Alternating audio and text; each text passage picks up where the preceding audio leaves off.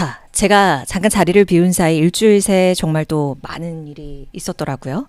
그 미국과 중국의 치킨 게임이 아주 갑작스러운 빅딜로도 일단락이 일단은 됐는데, 그런데요. 주말이죠. 주말 새에 무디스가 미국 신용등급을 강등을 했습니다. 그래서 이분은 이걸 어떻게 바라보고 있을지, 저희 주톡비아 구독자분들이 너무 좋아해 주셨던 분인데, 전병서 중국 경제금융연구 소장님과 만나서 이 얘기 좀 들어보도록 하겠습니다. 소장님 오랜만에 뵙습니다. 네, 안녕하세요. 반갑습니다. 자, 무디스가 108년 만에 미국 신용등급 강등을 했다고 하는데, 이거 좀 자세한 내용 좀 짚어주세요.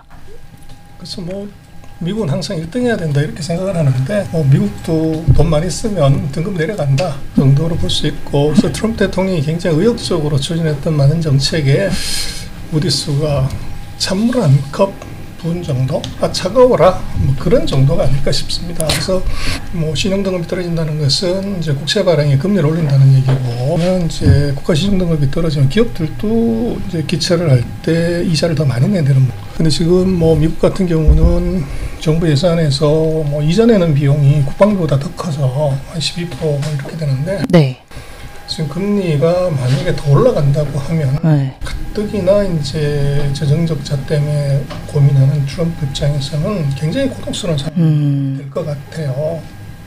그래서 어제 얘기하는 거 보면 트럼프 대통령이 왜 하필 지금 올리냐, 바이든 때 좀 올리지, 내가 할 때 왜 이러냐, 그래서 나는 굉장히 운이 나쁘다, 그렇게 얘기를 하는데, 이제 문제는 지금보다가도 트럼프 정책이 지금처럼 시행이 되면 더 많은 적자가 날 거라고 보는 거죠. 그래서 그게 오히려 더 이제 조금 걱정해야 될 문제고, 그래서 제가 볼 때는 지금 신용 등급이 낮췄다는 것의 의미보다는 이게 금리가 올라갔을 때 주가가 빠지는, 이제 그게 가장 큰 일이죠. 그래서 트럼프 대통령을 아무도 못 말리는데 그 말기 전단에 한 사람이 있어요.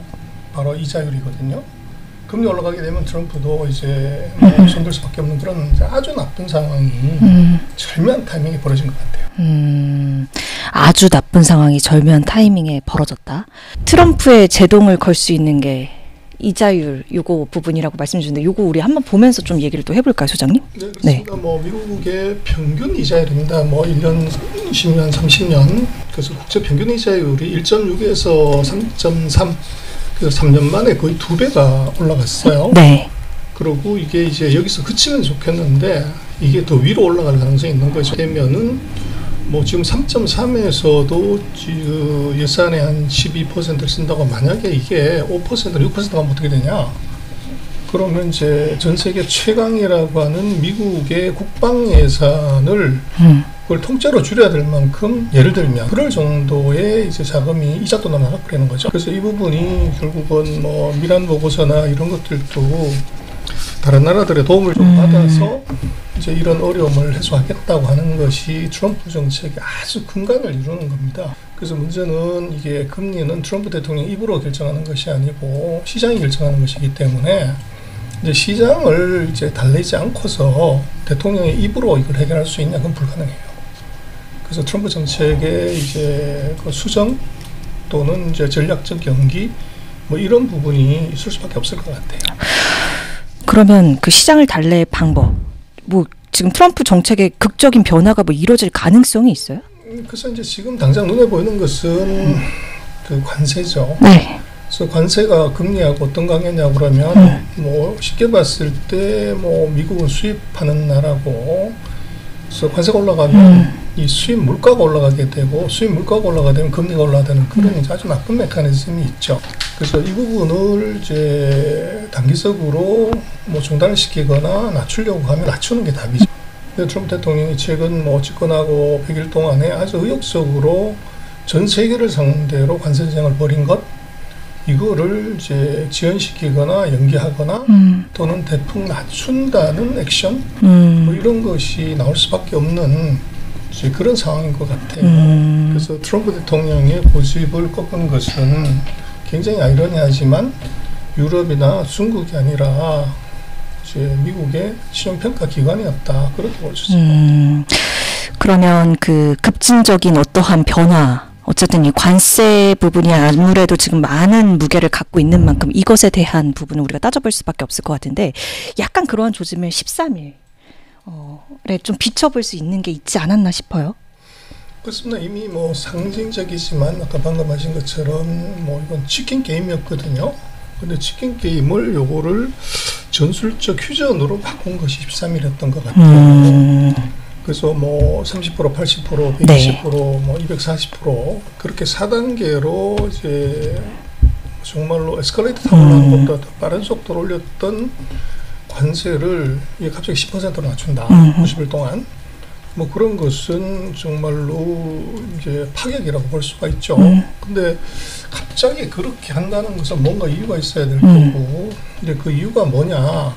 그랬을 때 결국은 미국은 이제 GDP, 중국은 고용, 그 두 개가 서로가 이제 아기가 맞아떨어진 거죠. 그래서 공교롭게도 뭐 트럼프 대통령 집권 100일 만에 GDP가 마이너스가 나왔단 말이에요. 근데 이게 왜 나왔냐를 보면 이제 관세가 올라갈 것을 대비를 해서 빨리 수입을 많이 하다 보니까 이제 GDP라는 것이 소비, 투자, 순수출인데 순수출이 마이너스 크게 나온 거죠. 근데 2분기에도 만약에 이제 뭐 200% 가까운 이제 보복 관세 또 전 세계를 상대로 한 상호 관세가 들여졌을 수입업장에서는 하루 더 빨리 더 하는 게 돈이 되게 되면 2분기에도 GDP가 마이너스 나올 수가 있어요. 그렇게 되면 연속 2분기가 마이너스가 나오면 이건 경기 침체를 선언해야 되는 그런 이제 불상사가 생기고 그런 사태가 벌어졌을 때 그 후유증은 감당이 안 되는 거죠. 그리고 이제 중국도 뭐 화장실에서 웃는 것 같지만 안을 들여다보면 중국도 이제 겉으로는 뭐 이제 괜찮은 척하지만 네. 속으로는 굉장히 아픈 구석이 있습니다. 어떤 네. 중국의 그 노동자들로 봤을 때 제조업에 종사하는 노동자가 한 이제 2억 1천만 명 정도 되는데 이제 뭐 심플하게 그냥 계산을 했을 때 한 15%가 미국의 그 수출과 관련되는 분야에 종사한다. 그래서 뭐 중국의 전체 수출 한 15%가 미국인데 그렇게 그냥 예를 들어 생각을 해보면 1,900만 명 가까운 노동자들이 거기에 종사를 해요.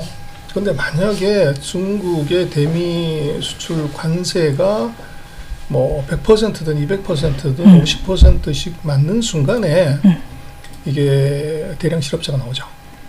그랬을 때 이게 미국으로서는 뭐 성장률이 문제가 되면 여러 가지 문제가 되고 중국은 이제 진짜 먹고 사는 문제에 이제 봉착하게 되면 감당이 안 되죠.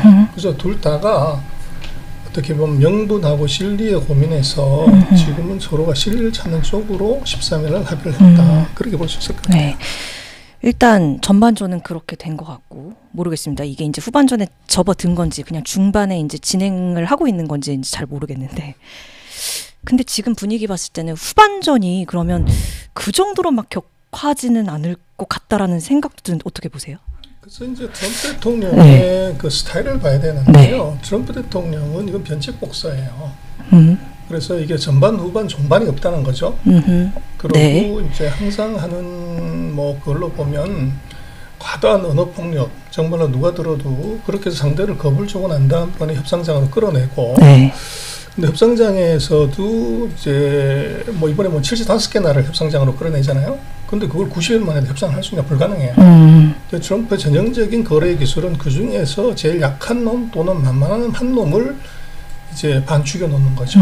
소위 말하는 시범 케이스를 만들고 그렇게 되면 다른 나라들이 이제 겁을 먹었을 때 갑자기 지금처럼 우호적인 관세를 뭐 140%, 240%를 80%로 낮출 수가 있고 뭐 이런 우호적인 발언을 합니다. 그러면 상대가 이제 협상 테이블에 나오게 되고 그때 뭐를 하냐면 트럼프 대통령의 전형적인 이제 또 선수의 기법인 협상장을 박차고 나갑니다. 그렇게 되면 이제 협상장에 나왔던 사람들이 굉장히 당황스러운 일이 벌어지고 그럴 때 이제 자기가 원하는 것들을 이제 내놓죠. 그 대표적인 케이스가 이번에 젤렌스키하고 우크라이나 전쟁입니다. 보면은 이제 협상하러 온 사람한테 모욕을 줘서 내쫓아 버리는 거죠. 그럼 이제 굉장히 당황한 일이 벌어졌고 그걸 이제 뒤로 다시 협상을 해가지고 최근에 보면 광물 협상을 다시 이제 미국이 원하는 대로 다 바꿔서 가고 그렇게 되면 이제 마지막 선언은 봐라 내가 협상을 했더니 최고 협상을 한 거 아니냐 그렇게 하는 것이 전형적인 트럼프의 거래 기술인데 문제는 이제 뭐 이런 기술에 대해서 이제 다른 나라에 다 알아버렸다는 거죠. 그래서 지금 트럼프 대통령의 뭐 난폭한 관세 투하 이후에 갑자기 낮춘 이제 뭐 화해의 미소, 이것은 초반전이다. 중반전도 아니고 중반전도 아니고 아직 뭐 3년 뭐 9개월 가까이가 남았는데 이게 끝이라고 보는 것은 넌센스예요. 그래서 왜 이제 중국이나 뭐 이런 이제 뭐 일본 포함해서 트럼프 대통령은 급하다고 얘기하는데 왜 자꾸 이제 뒤로 빼려고 하냐? 이것은 시간을 끌지 않으면 먼저 떡 하나 크게 준다고 해서 트럼프 대통령이 만족하고 이제 없던 일로 하자는 절대 있을 수 없다고 보는 거죠. 그래서 그건 역설적으로 이제 전략이 이미 노출된 상태에서 이게 상대가 패를 읽고 있다. 그렇게 봐야 될 것 같아요. 아, 네. 저 요거 하나 여쭤볼게요. 아까 앞서 이제 여쭤본 거랑 비슷한 결이긴 한데 지금 중국이 미 국채 이제 보유를 그러니까 조금씩 비중을 줄여가고 있거든요. 이 보유액으로 봤을 때 지금 3위더라고요. 요거 좀 소장님 코멘트 해주신다면요. 그래서 이제 뭐 미국으로서는 굉장히 참 아이러니한 게 네. 미국은 실물 경제로 지금 공격을 하고 중국은 금융 경제로 이제 공격을 하는 희한한 형국이 벌어져요. 근데 제조업은 세계 1등이 중국이고 금융은 미국 1등인데 네. 서로가 패를 바꿔가지고 지금 하고 있는 아주 이제 그러네요. 기이한 현상이 네. 지금 나타났고 그래서 이것은 이제 뭐 뭐 골프도 마찬가지로 드라이브에서 잘 친다고 그래가지고 돈을 따는 건 아니에요. 그래서 이것은 그냥 쇼다. 그래서 미국이 관세라고 하는 것은 보활 산업이 있을 때 관세지 보활 산업도 없는데 100% 때리면 뭐하냐.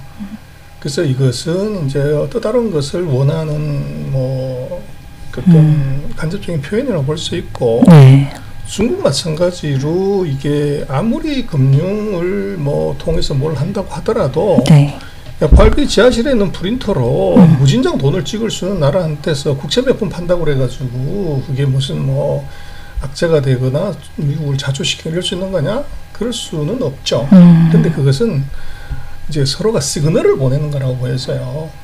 우리가 이런 쪽에 리드가 있다는 것을 애둘러서 얘기하는 것이 중국은 최근 뭐 3, 4년 동안 국채를 계속 이제 팔고 있는 상황이고 또 미국은 끊임없이 중국의 제조업에 대해서 제재를 하고 있는 정도로 보여지는데 그러나 이제 중국으로서는 이게 미국 국채를 판다는 것의 의미가 두 가지가 있는데 하나는 이게 이제 다른 나라들에 미치는 나쁜 영향이 있어요.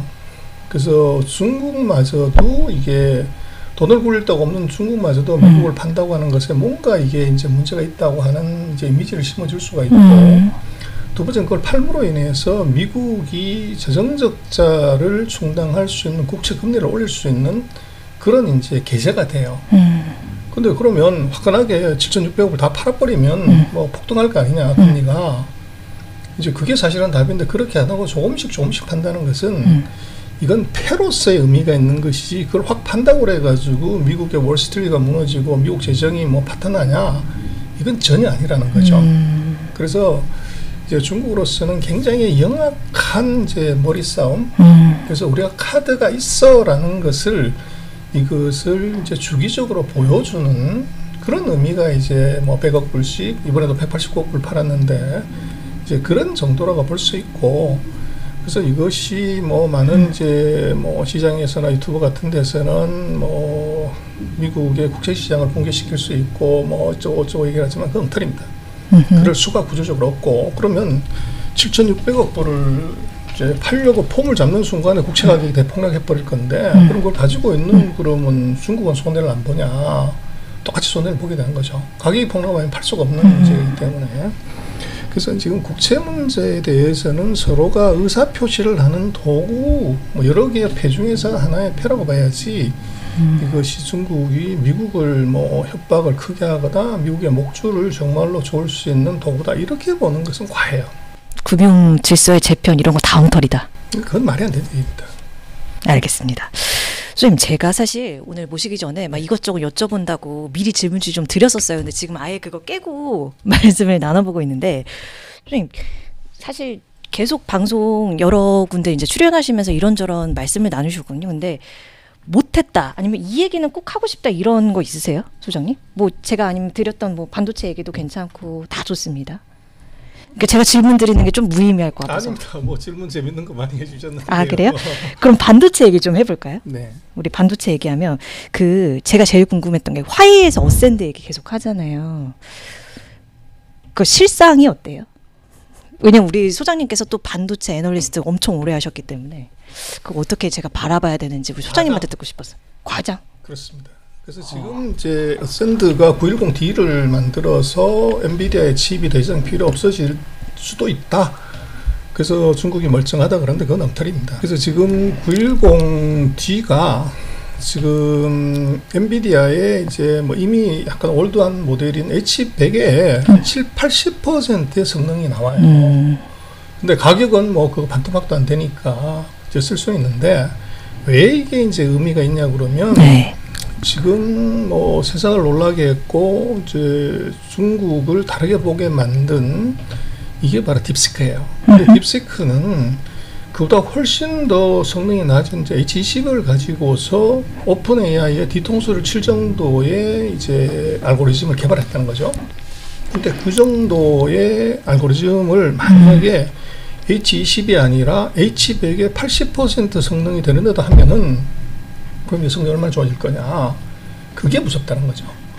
그리고 지금 중국이 그런 반도체를 진짜 잘 만들 수 있냐. 그러는데 지금 H100 수준으로 가려고 하면은 그리고 지금 이제 선진국들은 다가 블랙웰이나 뭐 이런 걸 쓰게 되는데 그것은 5나노에서 3나노 이 정도의 공정 기술이 있어야 가능해요. 그래서 지금 이제 화웨이가 칩을 개발을 하는 것은 가능하지만 이걸 누군가가 만들어줘야 되는데 지금 미국이 SMIC에 대한 완벽한 통제를 하고 있기 때문에 지금 5나노, 3나노는 이게 한국의 삼성이나 TSMC 외에는 지금 만들 수가 없어요. 근데 TSMC가 가장 유력한 대상이 완벽하게 맞춰 있기 때문에 이게 5나노나 3나노를 이제 만들 수 없는 상황에서 예를 들어서 뭐 정말로 여러 번의 100번의 트라이를 해서 한두 번 또는 뭐 100개 트라이에서 10개를 억지로 만들 수는 있지만 이걸 대량 생산할 수가 없어요.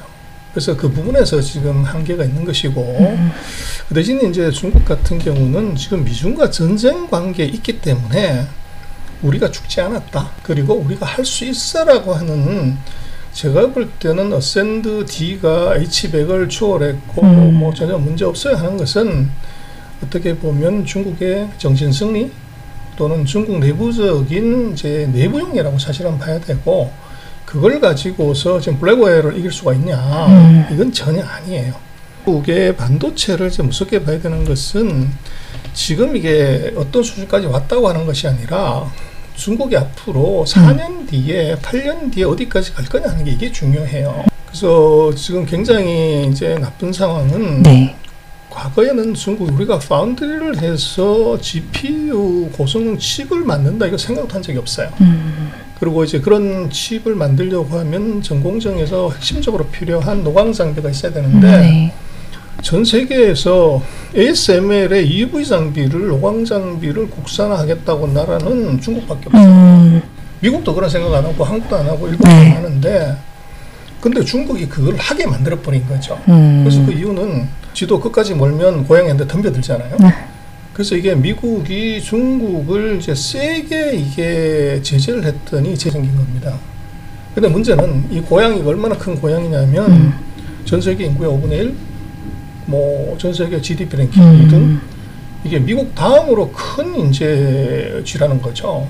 근데 이 쥐가 이제 자기가 지금 모든 역량을 집중을 해서 오로지 반도체 하나만 하겠다.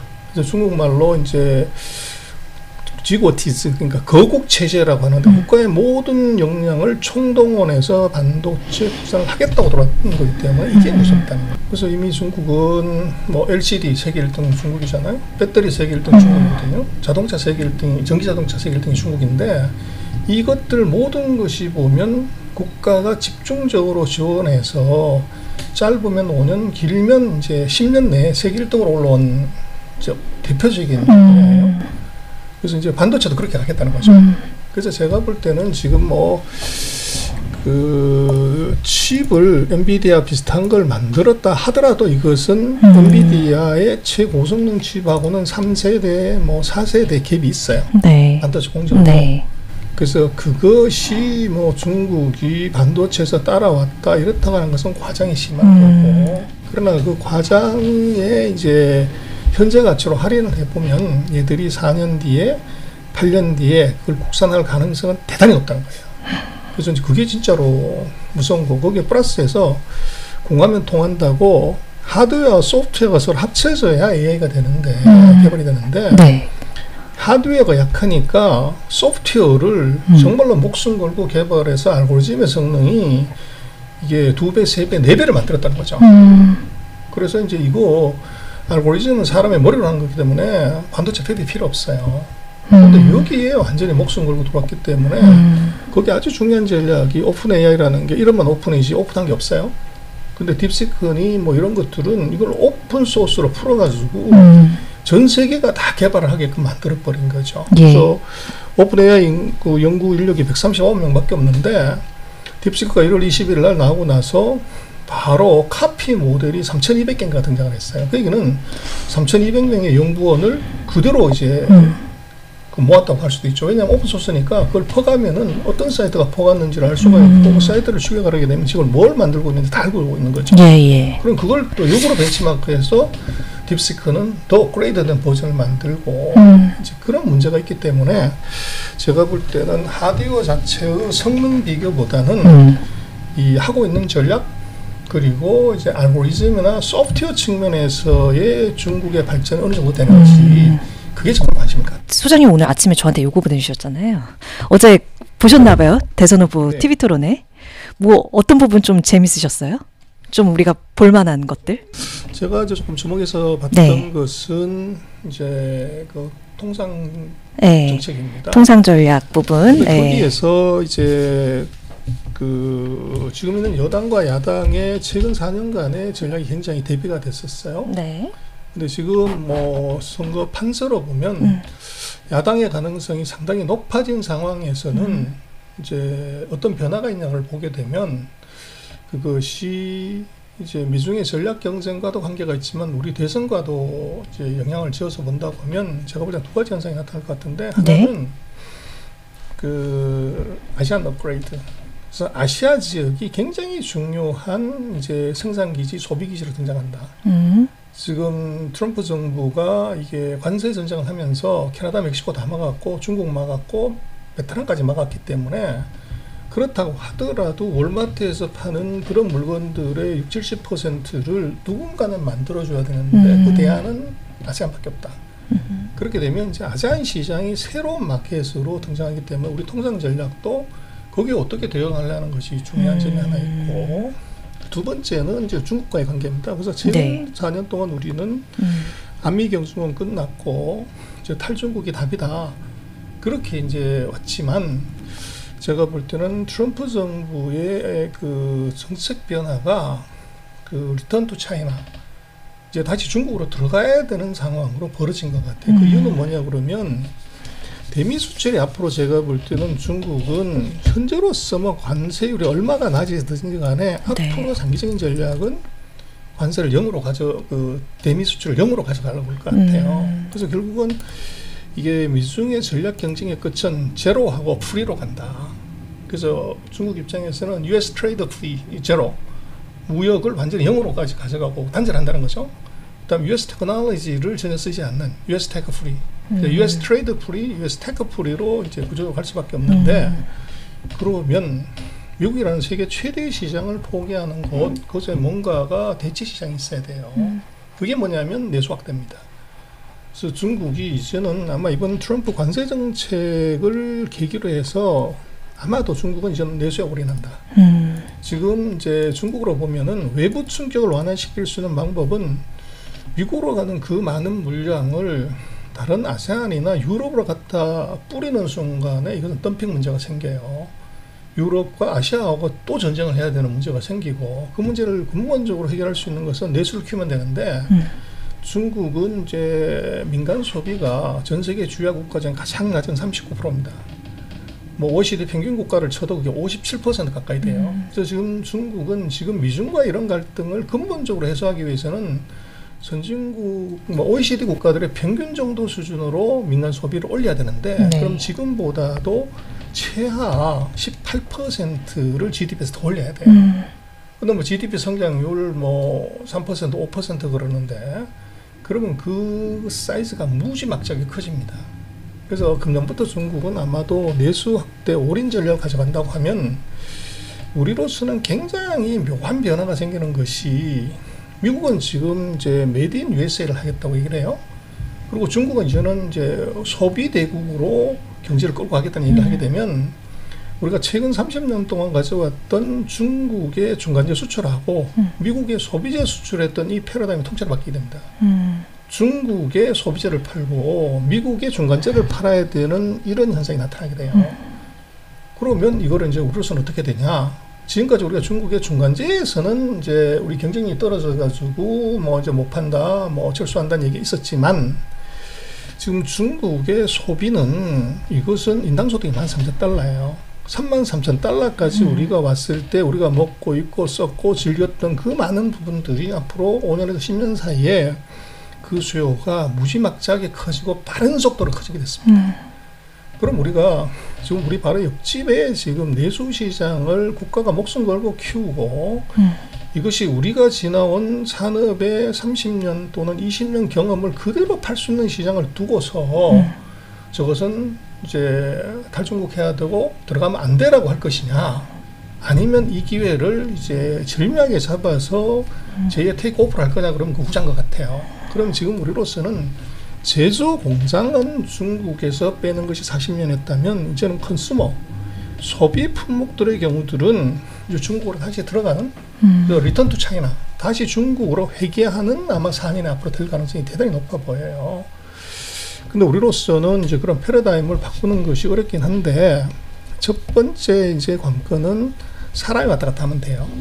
그래서 중국이 지금 보면 작년부터 우리한테 무비자를 지금 시작을 해가지고 한국 관광객들이 많이 가는데 우리는 아직 네. 중국이 우리한테 오는 것은 이제 단체 관광이 비자가 있어야 돼요. 근데 아마 새 정부가 들어서면 제가 볼 때 일본으로 하는 것이 아마 비자 면제가 나올 것 같고 그런 인문교류가 시작이 되면 지금 중국에 우리가 한한령을 풀어줘라 뭐 그러는데 그거 안 풀면 어떻게 되냐 그러는데 저는 우리가 뭐 스벅이든 커피를 꼭 거기 가서 먹어야 되는 그는 아니잖아요. 테이크아웃해서 가면 되잖아요.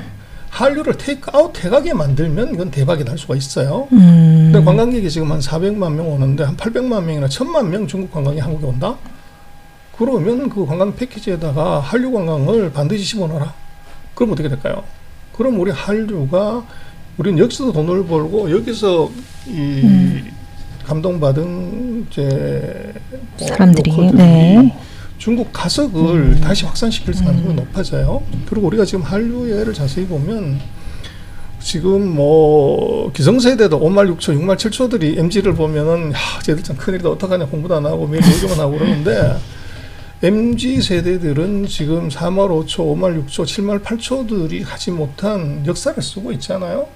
노래를 못하냐, 축구를 못하냐, 이게 스케이팅을 못하냐, 피아노를 못 치냐. 지금 이제 소위 말하는 펀이라고 하는 엔터테인먼트에서 우리가 이게 세계의 정상을 달려요. 뭐 한국의 뭐 비핑크 뭐 이러는 이제 그 아이돌들이 네. 공연 한번 하면 네.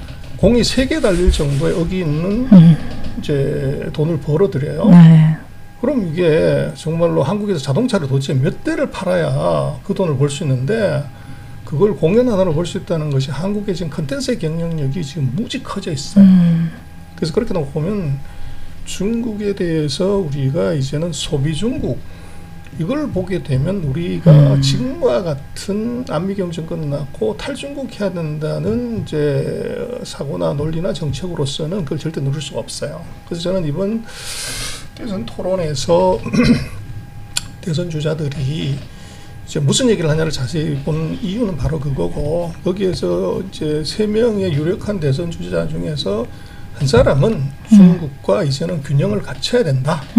이렇게 갖고 나머지 이제 두 후보는 이제 어떻게 보면 그 후보를 그 공격하는 측면에서만 얘기를 했던 것 같아요. 그래서 그런 어쨌거나 지금 큰 흐름에서 보면 이제 누가 되든지 간에 네. 한국이 그 중국과의 그 판매하는 구조의 전환이 지금 미국 때문에 발생하게 됐어요. 그래서 중간재를 중국에 팔고 소비재를 미국에 파는 이 패러다임이 이게 홀랑 뒤집어진다고요. 미국의 중간재, 중국의 소비재를 파는 이 패러다임으로 변했고 또 지금까지는 막았던 중국이 시장 열겠다는 거잖아요. 키우겠다는 건데 그래서 그 기회를 우리가 손가락 그냥 뭐 빨고서 가만히 있을 거냐. 네. 그거는 제가 볼 때 누가 집권을 하더라도 말은 어떻게 했을지 모르더라도 이것은 이제 우리가 탈중국이 아니라 다시 진중국 해야 되는 전략 시간이 이제 온 거 아닌가 싶습니다. 그러면 소장님 마지막에 이제 말씀해주신 내용과 이제 더불어서 어쨌든 이제 저희 주토피아 구독자분 주식시장 바라보는 입장이어서 요 구독자분들한테 한번 자산 배분이라든지 뭐 전략 관련해서 말씀을 하나 주신다면요. 왜냐하면 저번에 딥시크사 때 터졌을 때 나오셨을 때 소장님이 해주신 말씀이 완전 적중한 대로 흘러갔었거든요. 그래서 이 말씀 안 여쭤볼 수가 없어서 자, 이 주식시장 바라보는 우리 투자자 입장에서 어떠한 마음가짐으로 바라보면 될까요? 그래서 하루에 뭐 12번도 더 변하는 것이 이제 시장인데 뭐 제가 그런 정도로 얘기를 드릴 수 있는 뭐 제가 현업을 다닌 지가 너무나 오래돼서 근데 결국은 부자 따라 해라 그런 말이 있잖아요. 네. 그래서 지금 뭐 당대 최고의 투자의 신은 누가 뭐라고 그래도 워런 버핏입니다. 뭐 이제 은퇴하시겠다고 얘기를 하는데 제가 볼 때 말로만 은퇴하지 은퇴가 안 되는 것 같아요. 근데 이 주식 투자의 신이 하고 있는 패턴을 자세히 보면 역대 벅셔 헤드웨이가 지금까지 가져왔던 그 포트폴리오 중에서 현금 비중을 49%까지 사상 최대로 올렸어요. 이건 뭐냐면 리스크 관리로 돌았다는 거죠. 그 다음에 이제 뭐를 계속 파냐를 보면은 애플을 줄창나게 1년 내내 팔았어요. 그래서 그 얘기는 뭐냐면 이제 뭐 빅테크의 사실은 대부라고 할 수 있잖아요. 미국 애플이. 이걸 팔았다는 것은 차이나 리스크가 있었다. 그 차이나 리스크는 중국 자체 리스크보다는 트럼프 대통령이 중국과의 어떤 갈등이 생겼을 때 1번 희생양이 애플이다. 그렇게 본 것 같아요. 그래서 전반적인 이제 투자 스트래티지는 제가 볼 때 워런 버핏 따라해야 된다. 지금은 레버리지 2배, 3배 걸어가지고 주식 사는 시대가 아니라 현금 비중을 높이고 이제 다음 기회를 보는 이제 그게 워런 버핏이 우리한테 가르쳐주는 이제 뭐 팁이랄까 그렇게 보여지고 두 번째는 지금 이제 미국은 마이너스인데 중국은 목숨 걸고 GDP를 5%를 맞추겠다고 얘기를 해요. 그럼 GDP가 전 세계에서 5% 넘어가는 나라는 이게 인도하고 중국밖에 없어요. 그리고 중국이 이번에 무슨 얘기를 하냐면 트럼프 전쟁 때문에 부동산과 주식시장을 부양시키겠다는 것을 정부가 공언을 했어요. 그래서 중국은 정부가 한 얘기는 뭐 숫자를 조작해서라도 맞춥니다. 그래서 지금 금년도에 뭐 미국 주가가 트럼프 집권하고서 한 15% 가까이 밑으로 빠졌는데 중국은 빠진 게 없어요. 그래서 이게 이제 어떤 의미냐 두 가지. 하나가 이 성장률이 높은 나라하고 마이너스 나온 나라의 차이가 있는데 돈은 물론 높은 데서 낮은 데로 오르지만 돈은 낮은 데 높은 데로 오릅니다. 그래서 이게 성장률을 유지하는 나라가 하나 있고 빠지는 나라에서 중국으로 돈이 몰리는 게 하나 있고 또 하나는 정책이죠. 어느 나라든 정책이 중요한데 여기서 주식시장을 목숨 걸고 막겠다는 정부가 있는 반면에 주식시장은 나 잘 모르겠고 실물에만 집중해가지고 오히려 사고를 치는 이제 나라가 있다고 하면 돈은 어디로 갈 거냐? 그건 명확합니다. 그래서 지금은 이제 우리가 그 사이 4년 동안 미국을 많이 봤다고 하면 지금 4년 동안 전 세계에서 주가가 유일하게 빠진 나라가 중국이에요. 근데 주가의 사이클을 보면 4년 연속으로 5년, 6년 빠지는 나라는 없어요. 이건 턴하는 시점이 들어와 있는데 그때 중국이 아주 묘하게 증시하고 부동산을 부양하겠다는 걸 정부가 공언을 했다는 것이 하방 리스크를 완전히 막아주는 그런 게 있고 그래서 이제 뭘 볼 거냐 하는 것이 중요한데 뭐 GDP 사가지고 돈 먹는 거 아니니까 그래서 지금 중국의 이 경기로 놓고 보면 전체적인 4년 만에 하락한 나라의 포트폴리오를 옮기는 것은 지금 당연히 해야 되는 건데 첫 번째 봐야 되는 것은 이제 미중의 전쟁에서 굉장히 아이러니지만 이게 하이테크를 봐야 될 것 같아요. 그래서 가장 일본으로 타격받을 것이 중국의 테크인데 빅테크인데 거꾸로 이게 주가가 슬슬 올라가요. 이유가 뭐냐? 이것이 미친 듯이 정부가 이제 국산화를 유도하기 위해서 자금 지원하고 정책 지원하고 세금을 깎아주기 때문에 이게 제재 역설이 하나 생기고 그러다 보니까 뭐 애플 뭐 이런 미국의 빅테크들은 주가가 슬슬 빠지고 반도체 회사들 주가가 계속 흘러내리는데 중국은 반도체 회사들이 주가가 사상 최고치예요. 그래서 이게 뭐냐 하는 것은 정부의 정책 플러스 시장 규모입니다. 그래서 지금 전 세계에서 핸드폰 누가 제일 많이 만드냐 많이 쓰냐, 노트북 누가 제일 많이 쓰냐 만드냐, 전기차 누가 제일 쓰고 만드냐, 여기에 과거에는 물어볼 필요도 없이 이것은 미국인데 지금은 이게 전부 중국입니다. 그래서 미국이 뭐 핸드폰 값이 4억 5천 그래요. 중국은 핸드폰 값이 17억 5천이에요. 전기차 미국이 뭐 잘해야 170, 80만 대, 200만 대를 못 파는데 중국이 지금 작년에 1,300만 대 가까운 전기차를 샀어요. 그러니 이게 이제 시장이 거의 같이 있는 거죠. 그래서 이런 부분이 있어서 제가 볼 땐 첫 번째는 테크를 봐야 되고 그 중에서 제일 중요한 이제 반도체를 봐야 되는데 최근 한국도 반도체 경기가 살짝 좋아지는 것은 반도체 경기는 4년 사이클에서 2년 반 올라가고 1년 반 빠져야 돼요. 그래서 작년부터 세계 반도체 경기는 하강 국면에 들어가야 되는데 금년부터 어떤 애널리스트 어떤 예측기관도 금년 2분기부터 반도체 경기는 턴한다 위로 간다 이렇게 얘기를 하는데 그 배경이 뭐냐면 중국입니다. 중국이 이구환신이라고 이제 가전제품이나 자동차를 헌 것을 새 것으로 바꿨을 때 세금을 15% 깎아주는 거죠. 지금까지는 그게 굉장히 유효한 경기 뭐 부양 수단이었는데 이유는 우리도 그렇습니다만은 내수 소비의 최대 품목이 자동차입니다. 그리고 가전이다 보니까 그랬는데 2025년부터 중국이 뭔 얘기를 했냐면 플러스에서 핸드폰하고 노트북도 이구환신을 해주겠다. 근데 중국이 4년 동안 뭐 코로나 후유증이 있었기 때문에 핸드폰을 안 바꿨던 거죠.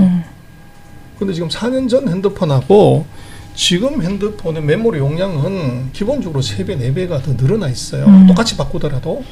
그러다 보니까 이제 범용 반도체, 핸드폰용 반도체 수요가 중국의 교체 수요 때문에 이게 확 일어나는 겁니다. 그래서 우리 삼성전자도 실적이 좋아지고 하이닉스 좋아지는 이유가 바로 그건데. 그래서 제가 볼 때는 첫 번째는 중국 같은 경우에 반도체 주식 이게 지금 1순위고 두 번째는 중국이 지금 목숨 걸고 부양하는 것이 내수 소비입니다. 먹고 마시고 쓰고 놀러 가는 것.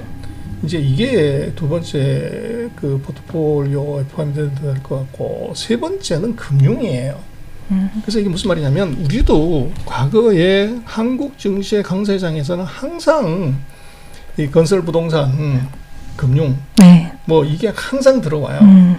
근데 지금 중국은 이게 은행 위주의 모든 금융 시스템이 되어 있기 때문에 은행이 돈을 풀지 않으면 경기 살 수가 없어요. 근데 재미난 것은 중국이 우리는 최근 뭐 3, 4년 동안 경제 위기, 금융 위기 뭐 전부 위기의 핵심은 다 금융입니다. 부채가 많아서 돈이 없어서 이게 문제인데 한번 나중에 한번 차트를 한번 보시면 중국의 은행업 주가를 보면요. 1년 내내 우상향 45도로 계속 올라갑니다. 지금도 계속 올라가고 있고요. 사상 최고치예요. 이게 이유가 뭐냐면 결국은 은행은 돈을 이제 푸는 건데 중국이 내수 경기 부양을 하는데 돈이 반드시 풀려져야 돼요. 근데 그걸 누구를 통해서 푸냐고 그러면 은행을 통해서 푸는 겁니다. 그래서 우리가 산업은행한테 자금을 왕창 집어넣어서 산업은행이 이제 벤처캐피탈이나 이런 데다가 AI에 돈을 넣겠다고 하는 똑같은 방식으로 중국이 1조 위안 가까운 돈을 채권을 발행해서 이걸 자본금으로 이게 은행에다가 이번에 줘버립니다. 은행이 대출 여력이 무지 늘어나게 되고 그걸 통해서 경기 부양을 해요. 근데 우리도 역대로 보면 한국도 강세장에서는 항상 금융주가 먼저 가게 돼 있습니다. 근데 지금 중국은 은행주가 뭐 계속 올라가는 거죠. 그래서 그렇게 놓고 제가 볼 때는 우리가 조금 4년 만에 폭락한 이제 마켓 거기에 포트폴리오를 일정한 부분 포진 나눈다고 그러면 1번 테크 중에서 반도체, 2번 입고 먹고 마시고 하는 컨슈머, 3번은 이제 금융. 이제 그런 쪽에서 조금 보면은 팁이 있지 않을까 생각이 되고, 그런 이제 분명한 것은 이제 미중이 싸우면 항상 뭐 한강에다 돌 던지면 붕붕붕 소리가 나잖아요. 그러다 벌써 한강이 뭐 이게 없어지거나 이런 건 절대 아니고 그때마다 물방울이 튀길 때 이제 움츠러드는 건 분명히 있습니다. 그러나 아마 금년 한 해를 놓고 본다 그러면 그 중국의 경우는 뭐 그런 3개 정도의 그 업종은 계속적으로 우리가 이제 관심을 갖고 보면은 아마도 뭐 괜찮은 수익률이 나올 수 있지 않나 싶습니다. 인사이트 있는 시선을 나눠주셔서 아주 뜻깊은 시간 보낼 수 있었습니다. 오늘 말씀 고맙습니다. 네.